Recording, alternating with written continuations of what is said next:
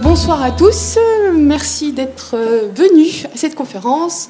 L'ENSA, c'est la Maison européenne de l'architecture, sont heureuses d'accueillir Daria de Seta et Maxime Lang de l'agence Garcès de Seta Bonnet, qui est basée à Barcelone. Et donc Daria va nous expliquer, nous raconter les histoires de plusieurs projets de leur agence, mais aussi et surtout du Palais de justice de Strasbourg, qui a été restructuré par l'agence et qui est bientôt terminé. Merci. Alors, bonsoir à tout le monde. Merci à Virginie Lemay, à la Maison de l'Architecture, pour nous inviter à présenter ce projet et nos projets de l'agence, et à l'école pour accueillir cette présentation, conférence. Alors, je crois qu'on va commencer par le premier projet que je veux vous présenter, c'est le Palais de justice de Strasbourg, un concours qu'on a gagné en 2011, donc il y a déjà 5 ans, et qu'il y a 2 jours est arrivé à la fin des travaux, est terminé la phase des travaux et entré dans la phase OPR. Donc, vous êtes les premiers à le voir, disons, dans un état presque fini, et avant qu'il soit ouvert au public en 2017, au premier mois 2017. Alors, quand on a gagné le concours, la première partie que je vous explique, c'est justement le projet qui est né dans le concours. On est très content de pouvoir dire qu'après un procès si rapide, où tout s'est très bien passé, de études et conception, études et exécution et réalisation, le palais, pratiquement, c'est tel qu'on l'avait conçu dans la phase concours, surtout dans ses aspects généraux. Et alors, le palais, là, vous le voyez, c'est une charnière très importante de la Neustadt, avec l'église, les deux conçus et réalisés par le même architecte, Neckelmann. Et le palais de justice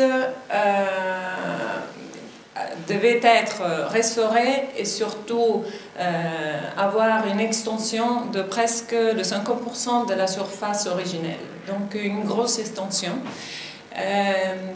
Quand ils nous l'ont présenté, ils nous ont dit qu'évidemment l'extension devait être sur le même site et qu'il y avait des études patrimoniales et aussi des études de factibilité qui disaient qu'une des possibilités pour l'extension, c'était d'intervenir sur le côté nord, une substitution de la façade nord et la construction d'un bâtiment ici, comme une partie moins importante du point de vue patrimonial. En plus, on avait le palais qui était là, on voit une photo d'une des côtés latéraux, d'une des façades latérales, et il avait été déjà agrandi avec une surélévation des années 60, une surélévation d'après nous et aussi d'après les dossiers du concours, pas très heureuse, soit du point de vue de la construction, des matériaux très lourds qui avaient alourdi beaucoup la dalle en particulier, qui avait alourdi beaucoup toute la structure, et en plus une composition avec un fil de façade qui était surélevé, donc une intervention sur la composition générale du bâtiment historique qui dénaturalisait assez son aspect. Et après, nous, on a évidemment décidé de démolir cet étage et on a vu tout de suite que l'importance de ce bâtiment ne tenait pas sur des parties en particulier pour ses valeurs décoratives ou pour quelques aspects exceptionnels, mais sur l'ensemble. C'est un bâtiment qui a une qualité et une valeur de très bonne architecture, surtout de cette période, mais considérée dans son ensemble, dans ces 4 façades.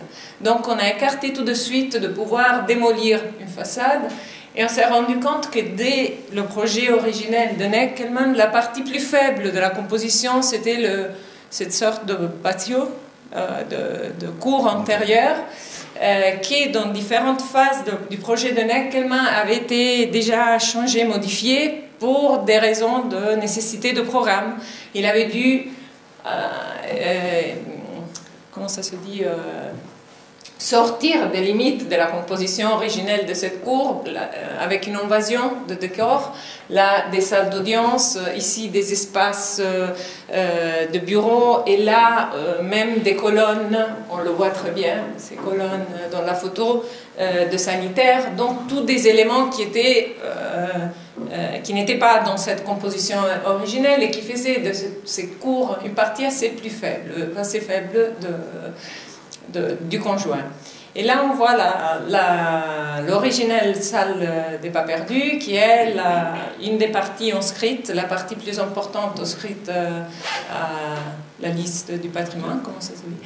Et donc, vraiment la partie avec la façade sud et des éléments de mobilier et de bardage, boiserie antérieure, c'était les seuls éléments qu'il fallait absolument garder dans leur état originel.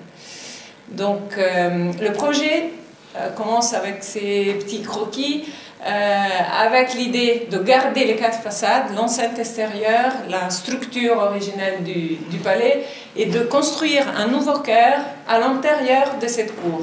Ça commence à poser des questions qui sont: quelle va être l'image de cette intervention? Ça ne va pas être quelque chose qu'on voit à l'extérieur, sur les façades. On va restituer à la mémoire des citoyens le palais tel qu'il était à l'origine, mais il va y avoir des façades antérieures. Et ces façades vont être probablement une façade sur la cour et une toiture.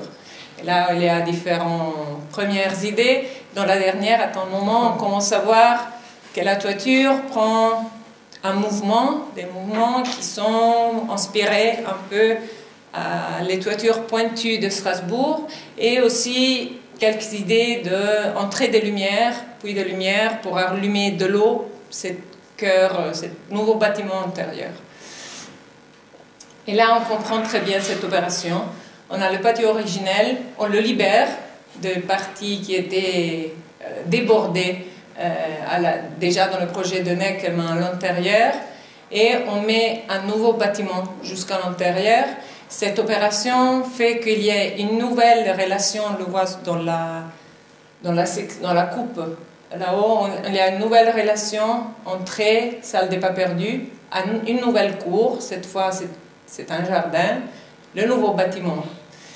Et que ça fait que ce nouveau cœur, disons, sorte de nouveau noyau puissant et en ébullition, soit couvert, et que cette couverture déborde sur tout le bâtiment, cette nouvelle couverture, et permet d'accueillir le 3e étage qui a été démoli, plus un 4e étage. Donc une surélévation notable, mais dans des combles qui d'un côté respectent les façades originelles, puisqu'elles se mettent en retrait par rapport au fil de la façade, et de l'autre parce qu'elles sont d'une nature complètement différente de la façade néoclassique en pierre originelle.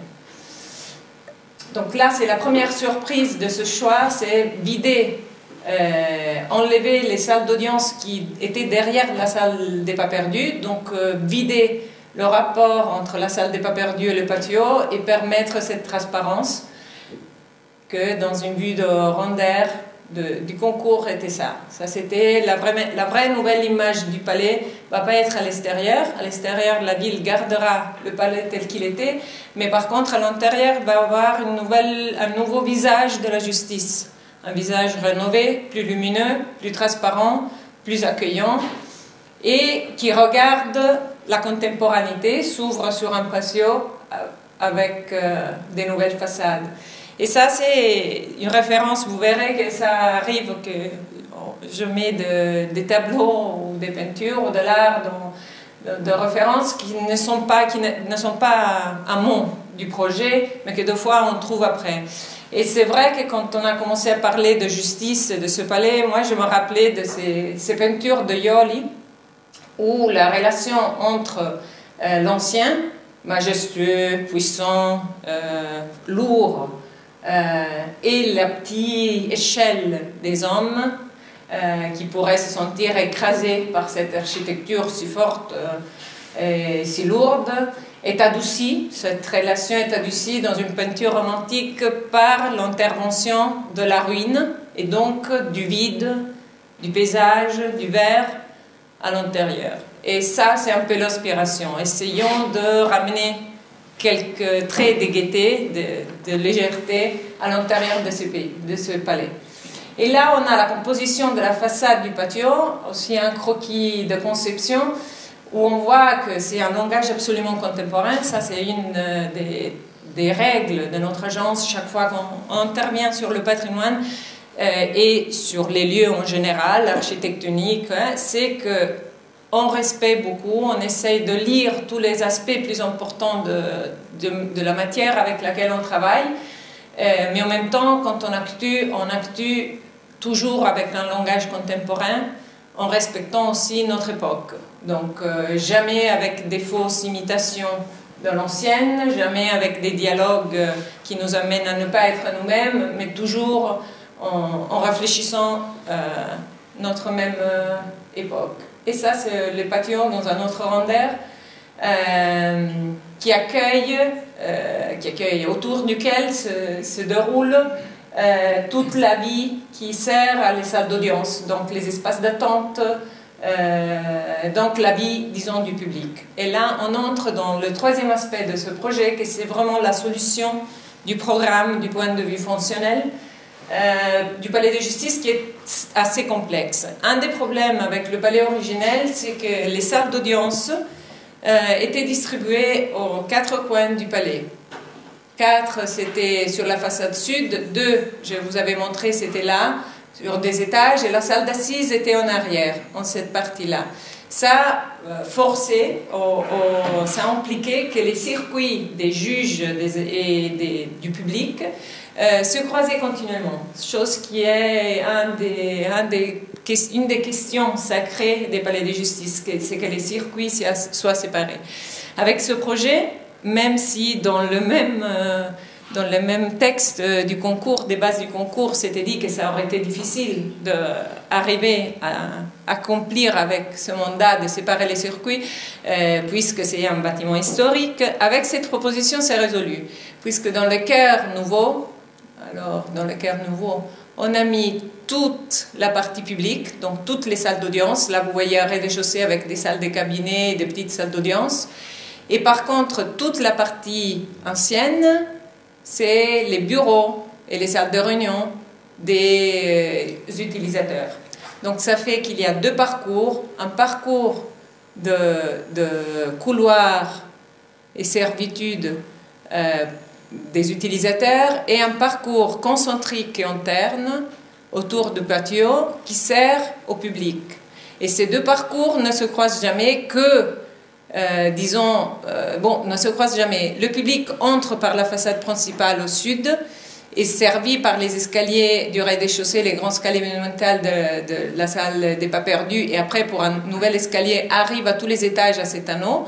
Par contre, les juges et les utilisateurs entrent par la façade nord et utilisent cet autre parcours dehors, cet autre anneau. Et ça a résolu les parcours, mais a résolu aussi, disons, l'intervention de le palais d'une façon très propre. Toute l'enceinte extérieure ancienne est conservée. Donc, on arrive en plaçant les bureaux là, à garder même les divisoires originels. Et par contre, donc même, on pourrait penser comme à 2 chantiers séparés, 2 entreprises séparées. Une qui s'occupe de la conservation, restauration de toute la partie ancienne, et une autre partie de projet et de quelle façon de construction, presque indépendante, à la fin n'est jamais indépendante du tout, mais de la partie nouvelle. Donc quelque chose de très clair, très propre, mais en même temps très intégré.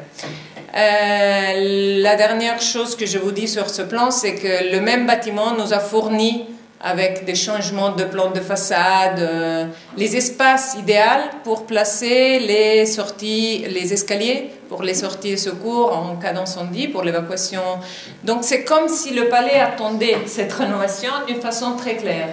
Tout ça arrive souvent avec le patrimoine, avec les bâtiments historiques, qu'ils peuvent accueillir leur qualité, rend facile accueillir même les instances plus actuelles, les normatives plus difficiles de la contemporanéité, puisqu'effectivement ces structures déjà ont une règle qui répondent assez rationnellement à ce type de choses.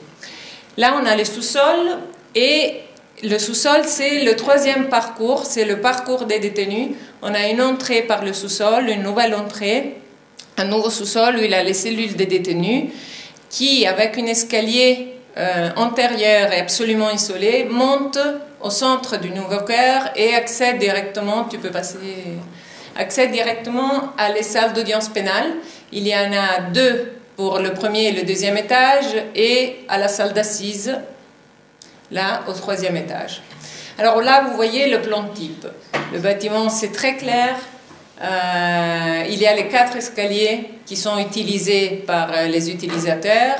Un nouveau escalier à côté du patio avec des ascenseurs qui fait le parcours du public qui accède à les salles d'audience, tandis que les utilisateurs, les juges, accèdent à les salles d'audience toujours d'en arrière. Donc toujours cette chose très propre. Et tous les bureaux, et ici des parties qui aussi ont été récupérées de l'architecture historique, comme une couverture en verre qui couvre une salle de réunion là où il y avait la bibliothèque qui avait été complètement fermée. Et au troisième étage, on est déjà sous la couverture, sous la nouvelle couverture. Déjà, on voit que les bureaux et l'enceinte, elle est nouvelle, elle est plus historique, mais elle est séparée du fil de la façade. Et le troisième étage accueille la salle d'assises, qui normalement c'est plutôt aux étages bas, puisque avec les nouvelles couvertures, on amène avec des puits de la lumière directement dans la salle d'assises et dans les principaux espaces des étages supérieurs. Donc on va voir la coupe.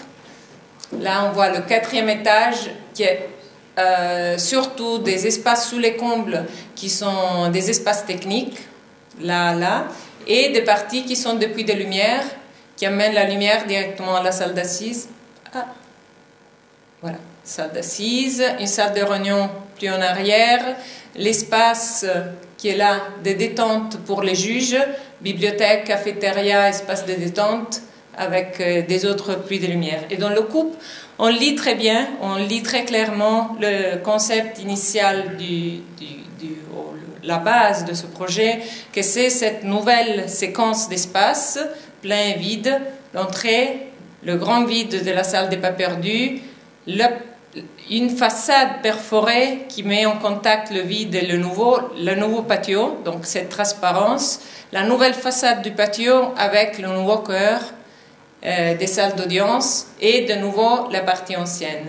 Là c'était l'espace de l'ancienne salle d'assises, là c'est les couvertures qui descendent dans ce parti et je vous le montrerai.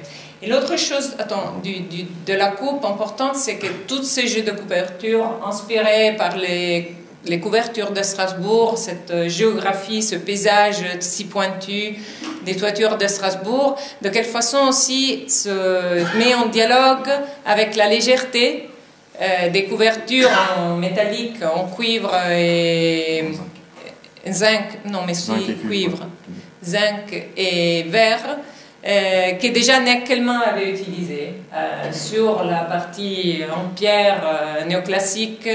Il jouait le langage plus moderne de l'architecture en fer et verre de la fin du 19, début du 20.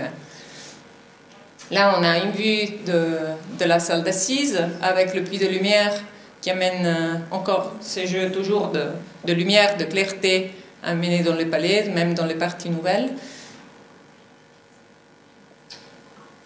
Une façade avec ce jeu de couverture qui auberge 2 étages, un 3e étage et un 4e étage, et en plus avec ce jeu qui renvoie un peu à la liberté compositive de ces couvertures, mais en même temps lui fait hommage d'une façon respectueuse en se baissant pour les laisser sortir sur la façade nord, sur la façade sud. Tout ça pour dire qu'on a décidé de laisser le palais tel qu'il était dehors, en lui ajoutant une couverture, un chapeau, qui voulait être d'une certaine discrétion, surtout dans la relation. Être pas partie du même langage, pas essayer de se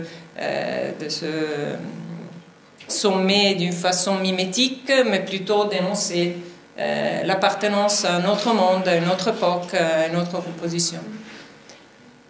Et voilà une perspective. Et maintenant, je vous montre quelques photos de chantier. D'abord, c'est très facile de comprendre comment se sont passés les travaux. Le nouveau cœur, pour des questions de règlement sismique, est complètement indépendant. La structure est complètement indépendante. Donc, d'abord, on a commencé avec la démolition des corps qui étaient au centre, qui envahissaient la cour. Et après, on voit, vas-y, rapide, ouais, comment commence à monter le nouveau cœur, le bâtiment au centre, la forme du nouveau patio et la construction avec charpente métallique de la toiture. Et là, toiture pratiquement terminée, très content qu'on a su la réaliser presque comme dans les renders. C'était un défi d'arriver à voir si on arrivait. C'est notre premier travail en France et c'est très bien passé, mais on ne savait pas comment ça se passerait avec les entreprises, avec, bon, disons, avec toute la dynamique d'une chose publique comme celle-ci. Là, on voit la salle des pas perdus avec le percement de lumière sur le patio. On a changé le sol, c'est en pierre naturelle, c'était céramique, je vois, des années 60, et on a fait un sol radiant, donc le chauffage vient par le sol. On a repris la pierre et aussi la couleur du crépi, de la peinture, ont été choisies avec les gens de la DRAC, mais en essayant de redonner à la pierre son protagonisme. Avant, la peinture était de couleur très semblant à la pierre, une sorte d'imitation entre la peinture brune et la pierre, et nous on a choisi de rebaisser tout ça, beaucoup plus clair. Vas-y. L'autre façade, on voit un peu plus ces questions de ton, de couleur. On a gardé toutes les portes, presque toutes les portes du bâtiment sont gardées. Il y en a des nouvelles, dans la salle des pas perdus très peu.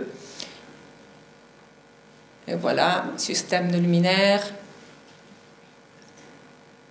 Et là, c'est une des interventions dans les espaces patrimoniaux. C'est une des anciennes salles d'audience. Là, le principe était d'intervenir avec une sorte de boîte dans la boîte, le programme obligé des bureaux. Et on a fait des sortes de caisses pour que on puisse reconnaître l'espace originel avec tout son apparat décoratif, et en même temps penser que c'est une intervention qui pourrait être réversible dans le cas. Donc on a gardé les boiseries, la décoration et tout ça. Cette idée toujours que la boîte, elle ne joue pas à l'ancienne, mais elle est le plus simple possible. Vas-y.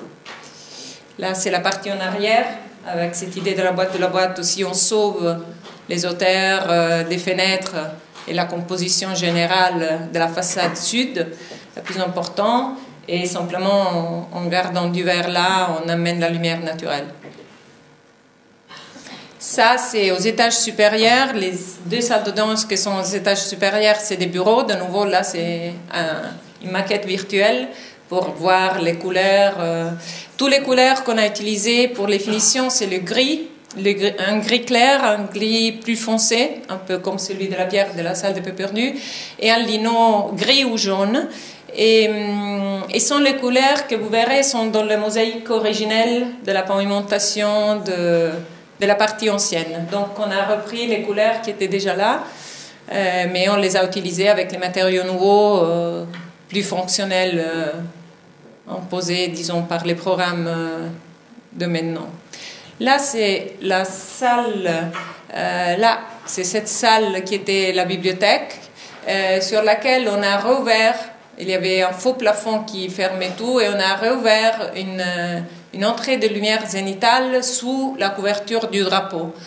Là, vous voyez un baffle acoustique, puisque ces espaces sont très grands, Donc un baffle acoustique qui fait en même temps de système d'illumination et des étagères pour la bibliothèque, un tissu acoustique et des fenêtres qui correspondent à des salles que maintenant vous allez voir, qui sont des salles de réunion qui sont à l'étage supérieur et qui prennent la lumière de cette même... ça c'est originel. Donc là, on a aussi récupéré ces salles, toujours la solution du baffle acoustique. Donc là, en se promenant dans la partie ancienne, dans la salle des pas perdus, on va chercher derrière l'escalier monumental les ascenseurs, on va vers le patio, vers la lumière, ou sinon on monte par les escaliers monumentaux au premier étage. C'est là l'arrivée. Et vous voyez même les solutions comme l'illumination dans l'ancien, tous ceux qui amenaient du nouveau, comme par exemple le système d'illumination, là, il fallait intégrer sortie des secours, détection incendie, caméra 360 degrés, haut-parleur, bon.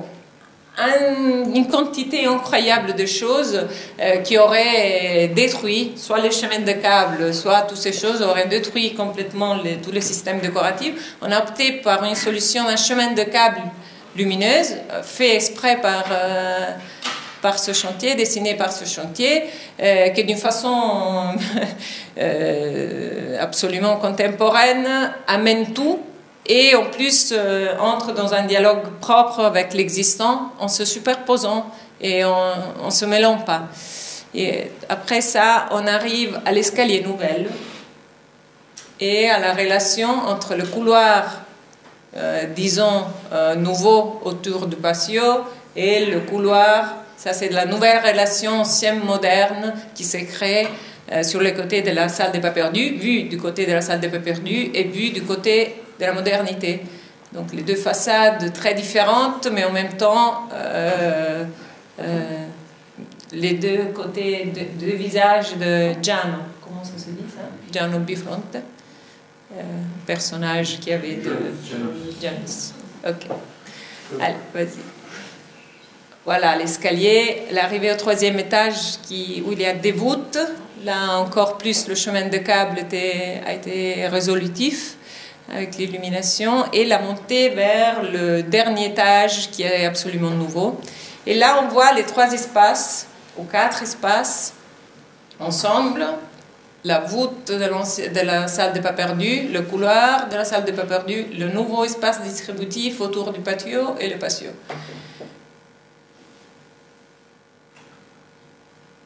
Vas-y. Et voilà le patio absolument contemporain. Seulement on a eu une attention, disons, dans la composition. On aurait pu faire un mur rideau. On a décidé qu'il fallait s'efforcer un peu plus à dialoguer avec l'ancien. Donc le système d'ouverture c'est mesuré, disons, sur les proportions des fenêtres de l'ancien palais de justice. Ça fait un dessin qui est très spécifique de ce bâtiment, tout en gardant sa contemporanéité, sa différence par rapport à l'originel. Et voilà, le grand espace d'attente avant de l'entrée à la salle des pas perdus, c'est un espace agréable, en contact avec l'extérieur. La pelouse, le verre, le ciel n'est pas un endroit angoissant. Et aussi, des grandes fenêtres amènent la lumière à les salles d'audience, à tous les étages. Et au troisième étage, il y a la salle d'assises. Là, c'est des salles d'audience absolument modernes. Le principe, c'était faire une sorte de boîte blanche claire, toujours sur ce blanche et gris, sur ce principe d'étendre l'attention. Et le sol en parquet qui devient tridimensionnel avec le mobilier fixe, l'agencement fixe, comme une sorte aussi de hommage ou mémoire des agencements des anciennes salles d'audience. Tout a été refait, tout c'est contemporain, mais c'est un peu cet aspect du bois qu'il y avait aussi, qui est typique de ces palais de justice, de cette zone. Donc là, c'est des petites salles de cabinet. Les lumières sont les mêmes que vous avez vues pour le chemin de câble pour la partie ancienne. Dans la partie nouvelle, elles sont incrustées dans le faux plafond. Et le grand puits de lumière dans la salle d'assises. Vas-y. Voilà. La lumière qui tombe sur le juge, sur la table du juge.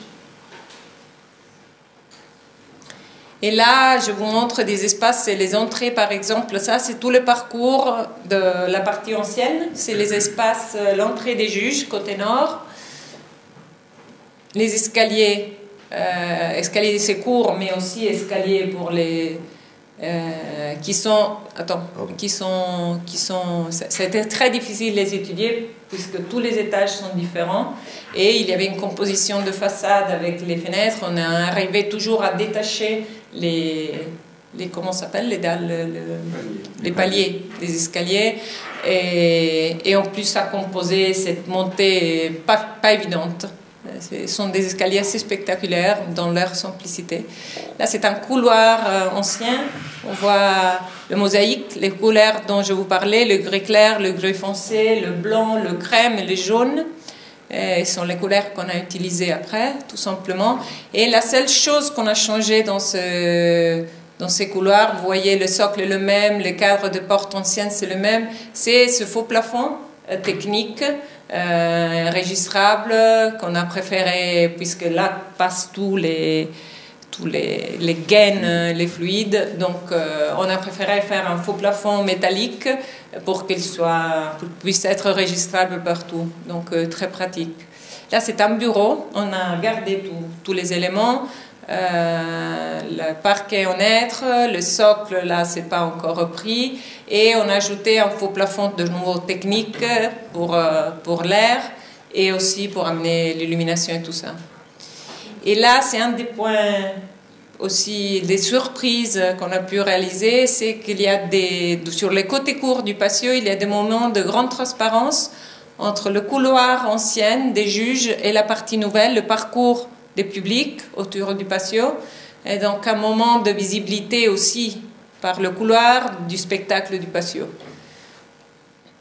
Et toujours une photo qui montre cette relation entre la froideur ou la propreté et luminosité du nouveau par rapport à la richesse, chaleur de l'ancienne salle des pas perdus. Une image encore de la salle des pas perdus à l'étage, troisième étage. Lumière et une partie du troisième étage complètement nouveau sous les combles. Là, les sols sont en lino et c'est l'accès à l'estrade de la zone des juges à l'entrée des salles d'audience, de la salle d'assises en particulier et des salles de délibération. Et là, c'est l'espace détente des juges qui regarde à travers des fenêtres. Après, vous verrez le côté nord du palais et avec le puits de lumière et la cafette. Bon, là, c'est pas terminé, ça fait pas trop... Mais c'est un espace inondé par la lumière. Et là, vous voyez un de ces bureaux qui sont là et qui ont deux fenêtres. En effet, là, avant, on regardait juste cet espace. Donc, de l'espace de détente, on regarde dans le bureau et on a ces grandes fenêtres qui sont la descente de la couverture et de la façade dans l'ancien espace de la salle d'assises, qui pour des questions de programme a dû être divisé en différents étages de bureaux. Et donc, de nouveau, on s'est mis en retrait par rapport à la façade. Non, tu peux changer. On s'est mis en retrait par rapport à la façade originelle de la salle d'assises, on l'a gardée. Et la couverture descend en permettant d'avoir des bureaux aux différents étages qui regardent dehors, mais à travers cette sorte de loggia, nouvel espace dédié aux juges et aux utilisateurs. Et voilà, là c'est la façade nord, celle qui est plus... où le rapport entre l'ancien et le nouveau est plus fort, où la présence de la couverture est plus impactante, puisque c'est le point plus haut de la couverture, et cette façade qui descend dans les trous de l'ancienne salle d'assises, dans cette sorte de nouvelle relation. Et une photo des couvertures où on apprécie cette sorte de jeu de rapport et de dialogue avec les anciennes couvertures. et aussi avec les couvertures de l'église qui est à côté et qui se détache de la pierre. Et là, je vous montrerai très brièvement quelques autres projets en vous montrant qu'en effet, notre relation, c'est pour ça que j'ai titulé la conférence L'architecture et le lieu, notre relation avec la préexistence, le lieu, on l'appelle comme ça, soit qu'il soit anthropisé ou pas, ou naturel, paysage, soit que ce soit patrimoine ou contemporanéité, c'est toujours un peu la même. Ça veut dire être assez attentif à ce qu'on trouve et se relationner d'une façon ouverte et directe sans essayer de se camoufler, de ne pas être soi-même, mais dans une relation,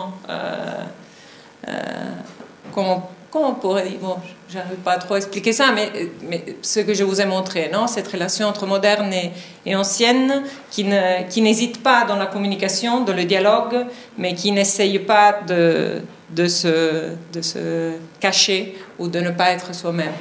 Donc là, c'est 3 gares de métro faites par Barcelone, qui ont reçu cette année le prix de l'architecture espagnole et portugaise, c'est le prix FAD, le plus important. Vas-y. Là, c'est un croquis. Alors, le principe d'où vient cette approche, et après je vous montrerai les images sans trop parler parce qu'elles parlent beaucoup, je crois. L'idée, c'était, qu'est-ce que ça veut dire faire une gare de métro? Alors, on a visité, on a déjà tous beaucoup d'expérience, mais on a visité plusieurs, on a regardé les publications et se rendu compte que faire du métro, normalement, a été toujours essayer de mettre les gens dans des ambiances qui ne rappellent pas qu'on est sous terre. Ça veut dire, normalement, les gares de métro sont été d'une façon à recréer des ambiances contenues, des espaces contenus, plutôt domestiques dans les finitions, douces, accueillantes, claires. Et nous, on a visité les travaux d'ingénierie qui avaient été faits dans ces 3 gares et on s'est rendu compte qu'il y a beaucoup plus de ce qu'on voit normalement dans le métro et surtout que les espaces peuvent être énormes, très dilatés, puisque l'excavation, c'est une des choses plus énormes, puissantes de la construction. Soit sur la terre que sous la terre. Donc, on est parti par l'idée que faire un métro peut-être pouvait être le moment ou l'occasion pour montrer un paysage complémentaire à celui qui est sur la terre, sous terre, complémentaire dans le sens qu'il est sans lumière normalement, fait d'un puits plus que d'une construction, et avec un caractère plutôt géotechnique, minéral, montré en subsol. Et sur ces simples idées, c'est comme la découverte de l'eau chaude, on a décidé de faire de ce qu'on avait trouvé, donc les travaux d'ingénierie, un spectacle. Et c'est ce qu'on a fait. On a laissé les grandes structures comme les murs de contention en béton armé, les grandes structures horizontales, les dalles, tout vu. Et aussi les imperfections des travaux d'ingénierie qui normalement viennent cacher, réhabillés, sont laissés comme si c'était pas une grande ouvrage du passé, une grande ouvrage de maintenant, mais quelque chose d'archéologique, quelque chose à montrer. Et donc on se trouve avec des espaces comme celui-là où on passe d'espaces très limités en hauteur juste à la première descente, un atrium, avec des dilatations énormes qui sont les descentes des escaliers. Et des espaces d'une force, déjà le vide amène cette force, mais aussi l'expressivité de la minéralité, de tous les éléments qui les composent. Et même on a décidé de laisser des structures provisionnelles, comme ces poutres qui tiennent jusqu'à que les parois soient consolidées, puisqu'on trouvait que dans leur désordre, dans leur provisionnalité, ils donnaient la mesure, ils faisaient comme un peu de pierre miliaire de cet espace énorme, et donc permettaient de mesurer l'ampleur de ce que signifie descendre sous terre. Voilà. Alors, tout ce qu'on a ajouté, c'est le système d'illumination, des panneaux acoustiques et sol, escalier mécanique, escalier, garde-corps. Ça veut dire tout ce qui permet de vivre d'une façon absolument sûre, salubre, fonctionnelle ces espaces est calculé à la perfection et très parfaitement ordonné. Ça veut dire rien n'est laissé à l'hasard, rien imite la confusion ou le brutalisme des ouvrages d'ingénierie, au contraire, mais se superpose à ça et ça fait comme une sorte de grille transparente de mesures, de champs parfaitement délimités qui dialoguent d'une façon très très très timide et légère avec la force de ce qu'on a trouvé. Et voilà, système d'illumination, je vous disais. Et tous les murs ou les divisoires ou ce qu'on a dû bâtir nous dedans, puisqu'il fallait fermer un espace technique, bon, tout ce qu'on a dû ajouter, c'était fait avec des murs revêtus avec des planches en fer cru, on dit ça, naturel, bon, pas traité. Et c'est le seul élément, disons, constructif qu'on a ajouté, toujours dans cette idée de la minéralogie, de quelque chose du minéral qui est entré dans des espaces naturels, des nouveaux paysages. Donc les espaces qui sortent sont des espaces qui n'ont plus le caractère de paysage urbain, même si souterrain, plus que des intérieurs comme on les conçut normalement, non? Plus que faire partie d'une architecture d'intérieur, ça fait plutôt partie d'une architecture urbaine. Et des fois, en laissant sans fermer, sans essayer de domestiquer ces espaces, en laissant toute l'ampleur et l'auteur, on arrive à avoir des véritables façades, des véritables skylines intérieures, comme pourraient être des façades urbaines. Donc ça nous a permis même de nous expresser dans la composition d'une façon plus large, avec un impact compositif plus grand que normalement dans les gares de métro. Là, c'est la façade qui ferme en arrière. Ça, c'est le dessin de la façade qui ferme la voie du train du quai, puisque pour des questions de secteur incendie, il devait être fermé, et aussi pour des questions de sécurité, puisque ce sont des trains qui sont conduits, il n'y a pas le conducteur, à distance. Donc, il fallait fermer. Et qu'est-ce qu'on fait normalement? On ferme avec quelque chose qui est du monde de l'invisible. On essaye que ce soit de l'invisible, par exemple du verre. Et nous, on a dit non. Du moment qu'on doit fermer, on fait une façade. On ferme. Et on est allé plutôt vers à inverser, disons, les principes traditionnels de l'intervention dans les gares de métro. Vas-y. Là, on voit des croquis de ces façades internes métalliques et encore des photos de ces espaces. Des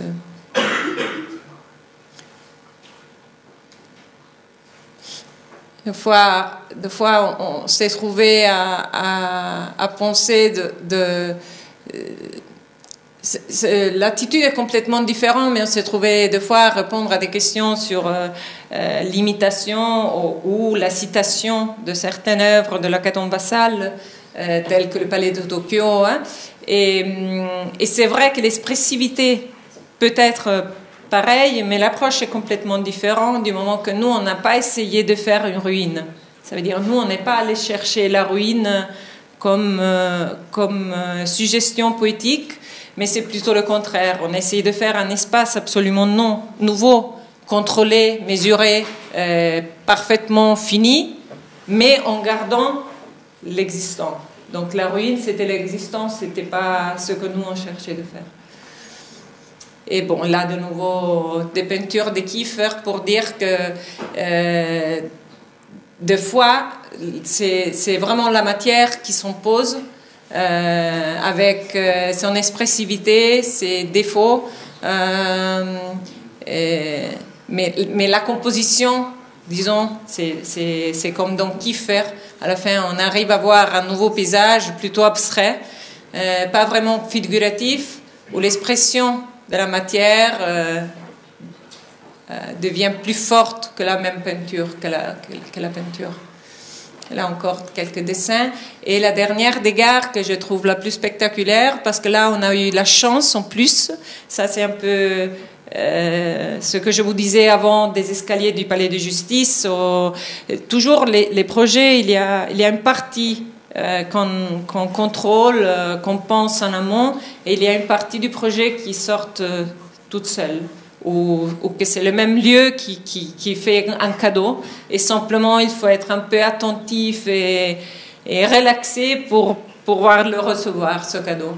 Là par exemple, il y avait des puits qui étaient pour amener les matériaux pendant le chantier, et on ne savait pas qu'il y avait ces puits. Ça veut dire dans le plan de départ du concours il n'y était pas, et quand on les a trouvés, on a dit ah, on les garde. Et ça a été une grosse discussion avec maîtrise d'ouvrage, la ville, puisqu'il y avait l'interface avec les dessins de la place supérieure, et il leur paraissait impossible de mettre d'accord ceux qui dessinaient le gare du métro avec ceux qui étaient en train de dessiner la ville, la place. Et à la fin, bon, avec 2 réunions, ça s'est résolu, mais on a pu avoir, je crois, une des très peu gares de métro qui ont la lumière jusque à la voie, le quai, exactement. Et en plus, c'est ça, avec cette merveilleuse structure de poteaux et poutres en croix, qui fait un effet pyrénéen. Bon, ça il faut le prendre comme un peu comme une blague. Hein. Moi, j'amène ces images. C'est pas du tout qu'on voulait imiter Piranèse quand on a pensé ça. C'est plutôt quand j'amène nos projets à un autre public, je m'amuse à dire, voyez, après l'avoir fait, à quoi ça m'a rappelé. Et je crois que ça arrive à tous, que les références meilleures sont celles qui arrivent après et pas au début du projet. Et voilà, un effet merveilleux, les rigueurs et l'ordre de la structure qui amène déjà cette grande expressivité à cet espace, et la lumière naturelle avec la surface en métal sur laquelle descendre. Bon, c'est comme si elle s'était faite seule. C'est comme si on avait trouvé une règle pour ces gares, même si on les a dessinées. C'était, je sais pas, des piles, des plans finis, surtout pour tout ce qui était la partie technique. Mais c'est comme si tout s'était né par la règle. Et la règle, c'était laisser tout vu, même les conduits, et simplement les régler dans une sorte d'ordre pour qu'elles puissent faire un tapis transparent qui s'interpose et rend possible la vie entre ces espaces de cavernes architectoniques et la technologie du métro. Musée Picasso, on revient à un cas de patrimoine. À quelle heure il est? C'est trop tard. On a encore 10 minutes, ça va? Vous me dites si vous vous fatiguez, parce que peut-être c'est... Musée Picasso, c'est un chantier, vous verrez, il y a des photos d'il y a 40 ans. C'est un travail que mon associé Jordi Garcés, nous on est 3 associés de 3 différentes générations. Moi je suis celle du milieu, en plus pas espagnole, donc on a un conjoint assez varié de gens. Et on est 3 générations, et mon associé le plus âgé c'est Jordi Garcés, qui est un architecte des références de l'architecture catalane, de Barcelone, espagnole, surtout des années de Barcelone olympique, il a fait plein de choses. Et le musée Picasso, c'est un de ses premiers travaux. Il a commencé, je crois, en 1979. Et la dernière extension, j'ai pu suivre le chantier il y a 4 ans. Donc, vous voyez l'extension d'un travail. Ça a été 4 extensions, dont la dernière, d'un bâtiment nouveau. Donc, c'est des bâtiments de la partie gothique de Barcelone et de la rue Moncada, que c'était la rue que dans le siècle XV, quand le règne d'Aragon a dominé toute la Méditerranée, avait conquis aussi Napoli, ma ville, les marins, les commerçants construisaient, les commerçants de Barcelone construisaient ces belles maisons sur cette rue. Donc, c'est une rue très étroite du centre historique, mais très importante du point de vue de la mémoire, de la gloire catalane et aussi du patrimoine architectonique. Donc, le musée maintenant est formé par ces 4 palais. En réalité, ils sont 5 palais et un a été, on ne voit pas la cour, et plus toute cette partie en arrière et un bâtiment nouveau qu'on vient de construire. Alors, comment voir quand Jordi a commencé avec Enric Soria, que c'était son ancien associé, a commencé ce projet, se posait le problème de comment faire de 4 maisons un musée. Et une possibilité, c'était évidemment intervenir en façade, montrer l'unité de du nouveau équipement. Et les façades étaient patrimoniales, c'était un dommage se superposer, un peu comme à Strasbourg. Les ruelles sont très étroites, très difficile de voir cette façade, il n'y a jamais une perspective frontale. Et par contre, vas-y, Maxime, par contre, les richesses antérieures de ces palais, c'était ces cours que là on entrevoit à travers une entrée, et qu'ici on voit à terre.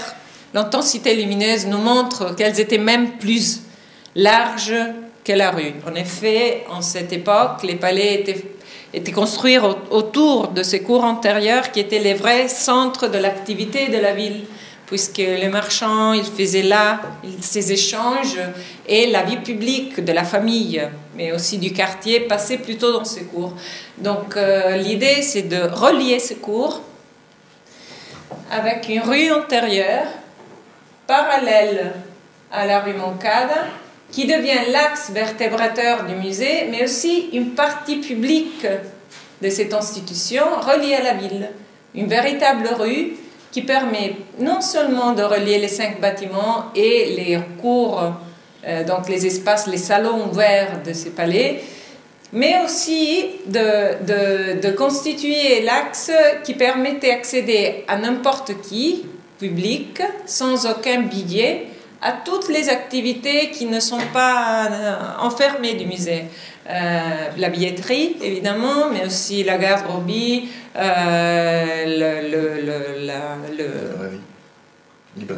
la librairie, la cafétéria. Ça veut dire faire du musée un équipement pour la ville et en même temps laisser entrer la ville dans le musée. Et ça, avec de nouveau cette histoire de la mesure, que d'après moi c'est une des histoires de l'architecture, avec ce simple geste de couper quelques murs entre les palais, là où il y avait déjà une structure, une typologie qui permettait de voir une séquence d'ambiance, avec quelques simples coupures, on arrivait à voir d'un seul regard l'étendue de cette nouvelle institution.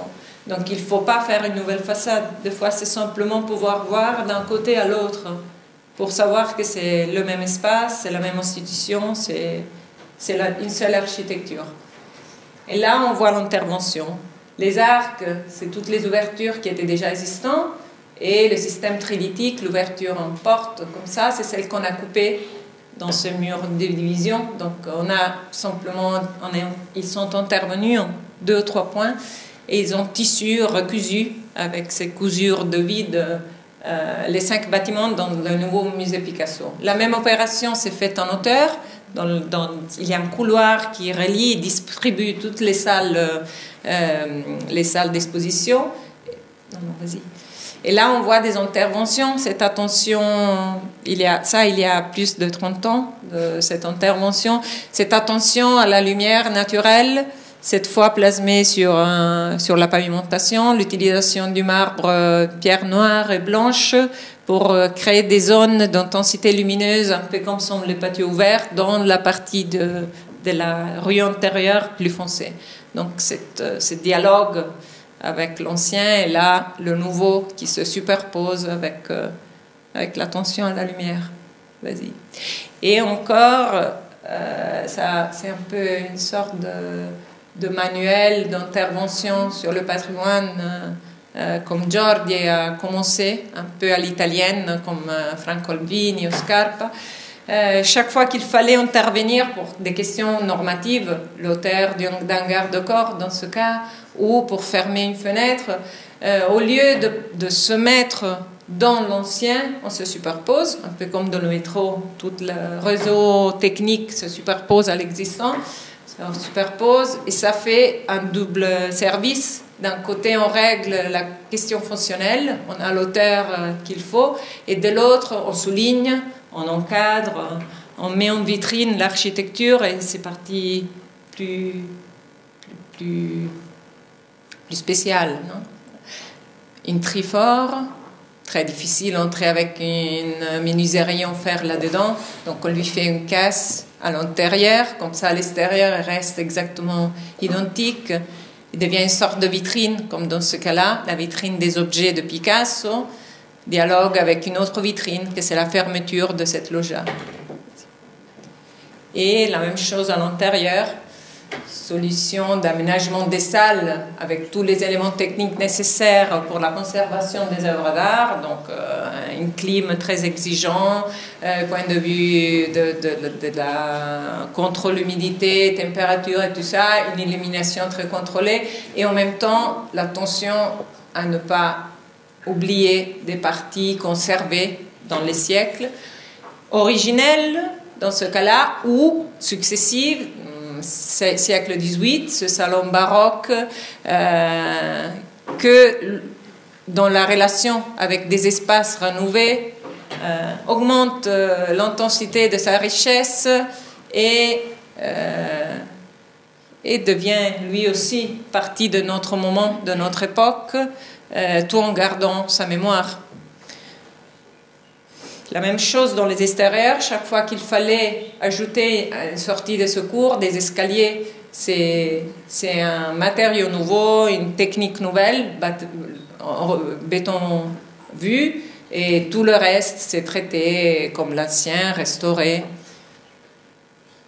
Et la dernière opération, c'est qu'on a ouvert une nouvelle rue interne, cette fois perpendiculaire, qui traverse tout le conjoint du musée. Déjà, c'était ouvert, là, mené à l'espace de salle de conférence ancienne, continue et ouvre leur relation avec la dernière extension du bâtiment, que c'est une nouvelle construction sur la place d'en arrière. Donc, pour la première fois, le musée Picasso de Barcelone a une partie contemporaine de nouvelles constructions qui n'accueille pas des espaces expositifs, pas de collection, mais c'est un centre d'études, donc bibliothèque, salle polyfonctionnelle, archives, et donc une partie plus ouverte à l'utilisation des gens de la ville, du quartier, plus accueillante, moins défensive, moins pour la conservation et plus pour le travail, l'échange. Alors là, on voit cette relation, on vient du couloir de la rue antérieure perpendiculaire, on s'ouvre sur la place avec cet atrium de le nouveau équipement. Là, on voit la façade et l'ancien bâtiment et l'arrivée avec cette sorte de rapprochement de la toiture, avec ce geste de connexion entre l'ancien et le nouveau, avec l'atrium en ligne avec ce parcours du bâtiment historique, donc même typologiquement et dans la distribution, dans la structure du bâtiment, on continue les traces de l'ancienne, mais qui s'ouvre avec une très grande façade en verre et qui a à nous la salle de la bibliothèque, et les bureaux des gens, de la bibliothécaire et l'archiviste, et en bas des salles polyfonctionnelles.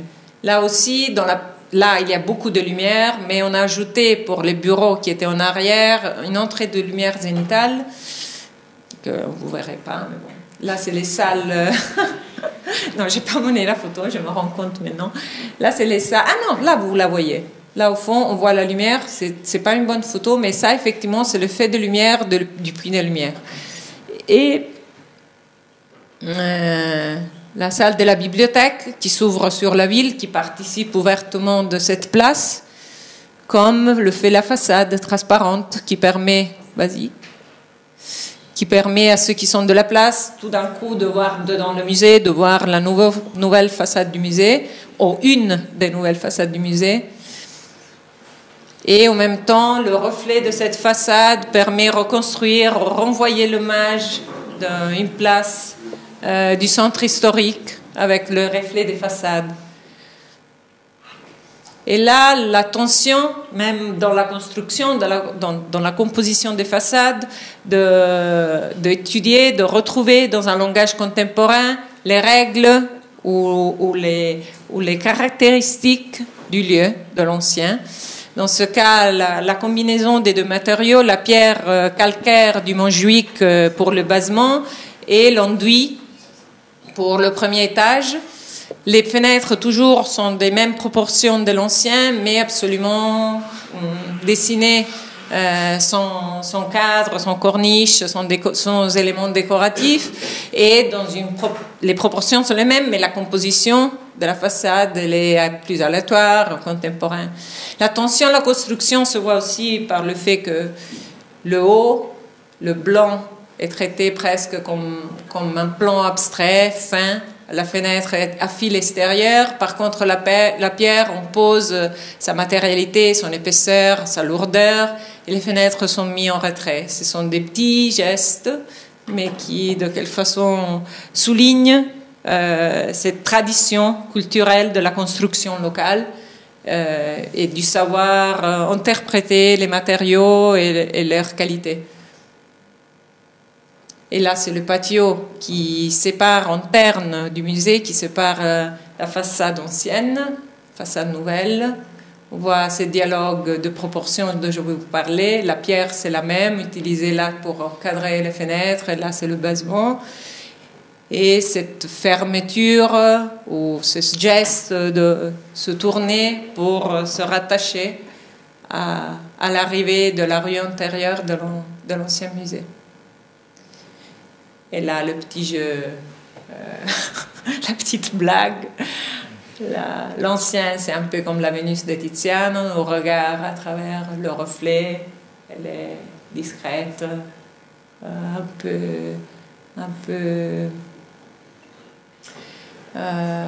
bon, plus discrète peut-être. Olympia de Manet, déjà, elle nous méfie presque avec son regard direct, sa clarté et sa perte d'onde. Voilà. Et ça, c'est le dernier projet, tout rapidement. Ça, c'est un tout petit projet. Alors là, le lieu n'a rien de patrimonial, n'a rien d'architectonique. Mais le jeu de conception, c'est un peu le même. Le style, notre approche, ce qu'on trouve, c'est un peu le même. Là, c'est un artiste, peintre, qui fait des grandes toiles de plus de 4 mètres et demi, qui nous avait demandé un espace de peinture et aussi de sculpture, un atelier à côté de sa maison. Là, sur la droite, on est à sa maison, sur une très forte pente, dans presque un petit bois, sur une colline, la montagne derrière de Barcelone. Et il nous avait dit qu'il voulait simplement un espace absolument vide, diaphane, pour pouvoir peindre et beaucoup de surface pour pouvoir appuyer ses peintures. Donc, le mandat était absolument simple. Il nous avait dit qu'il voulait absolument pas des ouvertures sur l'extérieur pour l'espace de peinture, mais au contraire une illumination par le haut. Et quand on lui a demandé, mais comment pas d'ouverture, comment c'est possible, tu as besoin de voir dehors, de savoir... Non. Quand je peins, pas du tout avoir des distractions et l'extérieur ne m'intéresse pas du tout. Moi, j'ai mon monde et j'ai besoin. Donc, c'est un de ces clients que des fois on rêve, qui nous donne des défis si absurdes qui devient un jeu amusant et pour faire quelque chose d'extrême. Donc on a fait ces sortes de monolithes, une sorte de pierre encastrée sur cette pente très forte. Je crois que c'est je sais pas, 20%. C'est vraiment une très forte pente. Et complètement conçu, c'est ça, comme un monolithe, ou comme une sorte de pierre, ou comme une sorte de boule, un ballon vide à l'intérieur, pour accueillir un grand espace pour la peinture, seulement allumé par une ouverture zénitale. Là, il y a la porte d'accès que c'est en verre. On a obtenu que ça c'était en verre pour pouvoir voir de l'extérieur l'entrée. Un escalier qui permet de descendre à l'état de l'atelier sculpture et une partie de réserve, non pas réserve, comment ça se dit, pour stocker ces tableaux réserve. Ouais. Et alors, on a pris les dimensions qui nous donnaient le terrain et qui nous imposaient la normative de s'éloigner des limites et tout ça. Donc on a pris la surface plus grande qu'on pouvait faire sur le terrain. C'est pas des proportions décidées en abstrait, c'est un rectangle presque carré. Et on l'a couvert avec des couvertures à 4 hauts, dont on a pris le point, comment s'appelle le point plus haut de la couverture, la cuspide, le sommet, et on l'a déplacé vers le sud. On l'a tiré en direction du sud et on a coupé. Donc ça fait que les 4 soient différentes, inclinées différemment, et on l'a coupé avec un plan perpendiculaire à l'ensoleillement d'hiver le plus défavorable. Donc, disons des règles cosmiques abstraites d'ensoleillement. Et ça a donné, vas-y, cet espace assez suggestif, pour nous assez surprenant dans ses proportions, avec des parois de 5 mètres d'auteur pour qu'ils puissent peindre ces grandes toiles, et cette hauteur, 8 mètres de la lucarne, et ces formes qui, c'est ça, bougeaient, avec cet escalier, avec un autre mur séparé par un autre mur qui permet encore d'appuyer ces peintures. Donc quelque chose, disons, qui de nouveau vient de l'endroit, vient des nécessités, l'illumination, le soleil, la forêt, la pente, mais qui à la fin prend un chemin assez abstrait, assez expressif et pas du tout naturaliste, pas du tout contraire que naturaliste. Et après on descend, on arrive dans l'escalier. Moi j'étais surprise de trouver ces perspectives presque expressionnistes. Et après, on a l'atelier de sculpture avec, par contre, une très grande ouverture parce qu'il avait besoin d'une terrasse ouverte pour pouvoir couper, faire de la poussière, sculpter, tout ça. Et donc, c'est juste le contraire. On a décidé de couper cette ouverture là où l'effort structurel est plus grand, donc dans la partie basse de la pente. Ça, c'est juste un peu de défi de l'architecture, de défier la même force gravitationnelle et de faire des structures qui tiennent là où on les vide, et de faire une ouverture basse qui permettait de couvrir un espace extérieur et en même temps découper une partie du paysage sans le ciel. En haut, il n'y a qu'une ouverture qui nous montre le ciel et en bas, une ouverture qui nous montre que la forêt. Donc bleu et vert. Vas-y. Là, c'est l'effort structurel dont je vous parle. Tout ça en porte-à-faux. Toute la boule juste sur le point où la tension est plus forte.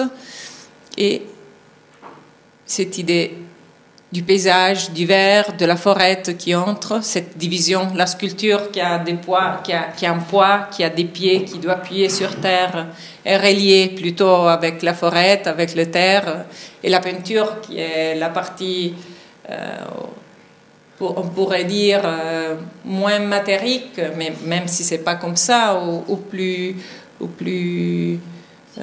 plutôt reliée au monde du ciel. Vas-y. Voilà. Ça m'a rappelé Scarpa, qu'à Palazzo Albatellis à Palermo, il a mis derrière le buste de Laurana un rectangle vert plié, et derrière d'une autre tête, vas-y, le bleu du ciel de Palerme. Ce sont des réminiscences qui reviennent, ces paysages antérieurs, culturels qui reviennent quand on conçoit quelque chose. Ou à Rothko, avec deux rectangles monochromatiques, cette tension entre le vide bleu et le vert écrasé, et qui parle un peu de ce qu'on fait toujours, que Heidegger avait défini, là on revient au lieu, à savoir se mettre dans le lieu. Heidegger avait défini savoir bien construire, c'est mettre ensemble, savoir mettre ensemble la terre et le ciel, les choses humaines et le divin, l'immanent et le transcendant. Et c'est ça, et dans le fond, nous, on essaye toujours de trouver notre place, de trouver des nouveaux lieux et de les construire ou simplement les révéler. Merci.